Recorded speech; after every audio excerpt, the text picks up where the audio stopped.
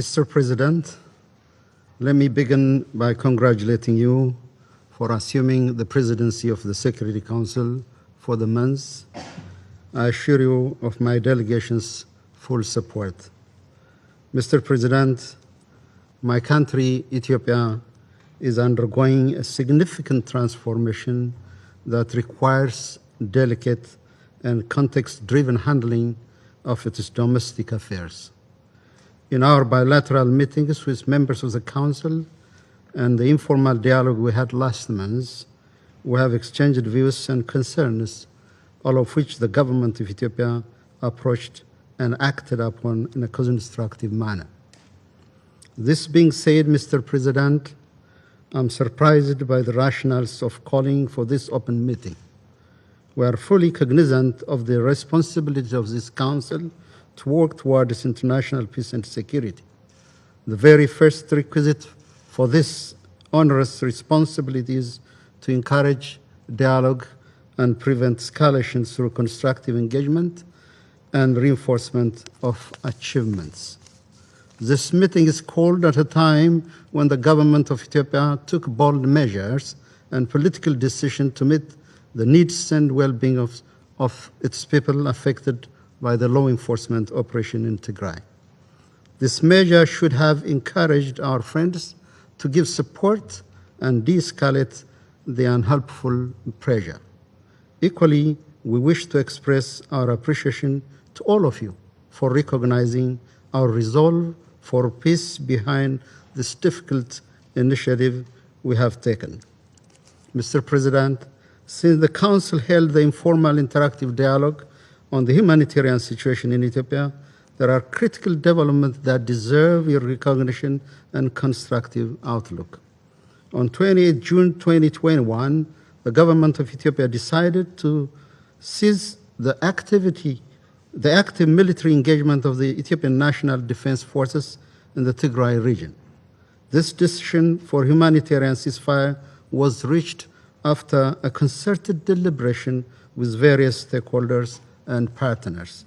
We hope that this magnanimous and far-sighted decision will not be wasted by the irresponsible conduct of the TPLF group, which the government of Ethiopia opted to tolerate for the sake of the people of Tigray and to elevate the humanitarian situation in the region.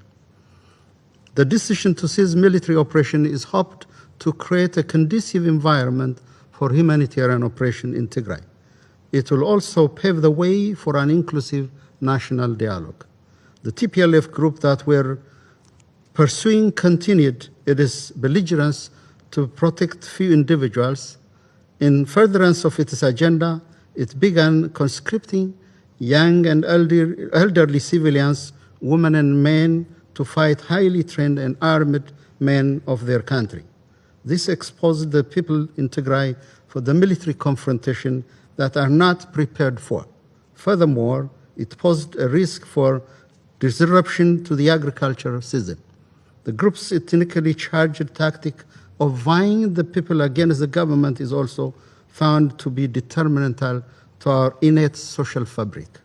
As a result, the government of Ethiopia, as the bearer of the primary responsibility to protect its people, made a difficult political decision to suspend active military operation in favor of safeguarding the unity, sovereignty, and territorial integrity of the Ethiopian state.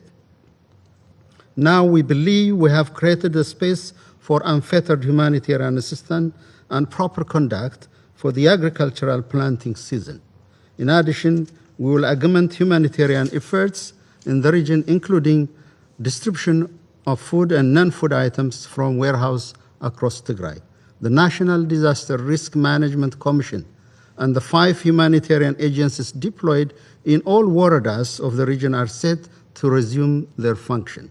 Furthermore, we are in the process of adapting the humanitarian assistance guideline and coordination mechanism to the new development. Public services will also resume once we create a situation for the safe operation of the infrastructure and their operators.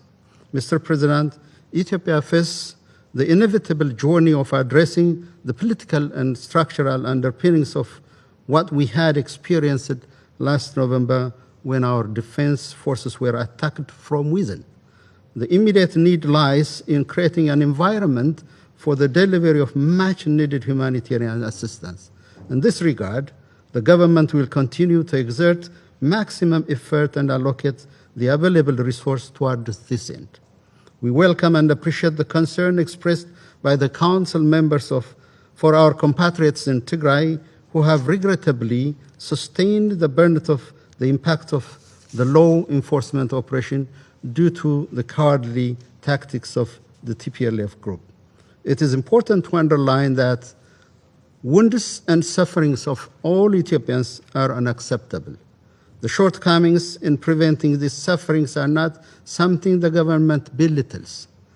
In the same vein, we take our responsibility to ensure accountability and remedy these problems with maximum seriousness. For absolute clarity, I would like to reaffirm my government's firm commitment to these core responsibilities of the state. There certainly are internal as well as external factors that play into the security challenges we are facing. The external security threats against us through no fault of or provocation on our part are complicating our internal political dynamics and distract us from key national priorities. I wish to implore this Council to act with full awareness of this external challenge Ethiopia is facing. Mr. President, following the organization of peaceful and successful national elections this month, efforts are now geared towards building a stronger, united, and democratic country. In this connection, the Ethiopian government is developing a roadmap for inclusive dialogue to ensure a lasting peace and stability. I want to reaffirm my government's resolve to continue ensuring accountability for human rights abuse and crimes committed in the Tigray region. We will make sure that impunity is not tolerated. We remain committed to work with all bilateral and multilateral partners through genuine partnership and understanding that the government of Ethiopia is more than capable of overcoming these challenges. We encourage Council members to play a constructive role in supporting the Ethiopian government in the implementation of the humanitarian ceasefire. We thank Council members who have welcomed this positive gesture again. In contrast, I would like to make it clear that the political pressure and hasty bilateral coercive measures against Ethiopia are unacceptable and violate basic tenets of international law.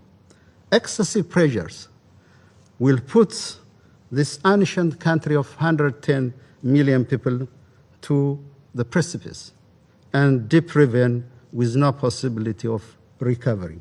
The people of Ethiopia are indeed watching and should not perceive that our pronouncement is pushing them to the abyss and into the endless political fissure. For Ethiopia, it is a moment of introspection, a genuine revisit of our success and challenges. The main issue is how to heal our wounds. There are uncompleted grievings, mournings, such as the Maikadra massacre by the TPLF youth group,